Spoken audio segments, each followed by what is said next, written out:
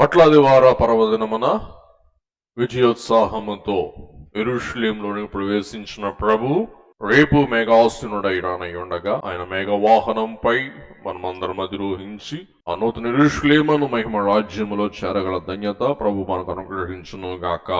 ఆమేన్. ఈ మట్లాది వార పర్వదినమున యేసుక్రీస్తు ప్రభు విజయోత్సాహముతో యెరూషలేములో ప్రవేశిస్తూ ఉన్న వేళ 7 గుంపులు మనకు కనబడుతూ ఉన్నారు. మనం ఏ గుంపులో ఉందాం? మనం ఏ గుంపులో ప్రవేశించటకు ఆశిద్దాం, ప్రయత్నిద్దాం. మనం ఏ గుంపుతో మనల్ని మనం అన్వయించుకుందాం. ఏ గుంపులో మనం ఉన్నామో ఒకసారి మనం పరిశీలన చేసుకుందాం. మట్లాది వార 7 గుంపులు. నెంబర్ 1, గార్ధబము తోలిన గనులు.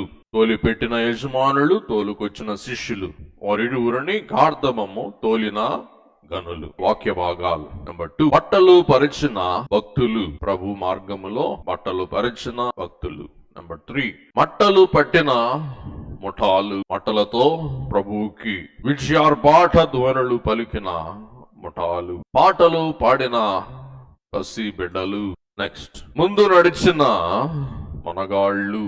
ప్రభువుకు ముందు జయార్భాటముతో పరవశిస్తూ మార్గం సరళము చేసిన మనగాళ్ళు. వెనుకాల నడిచిన వీరులు.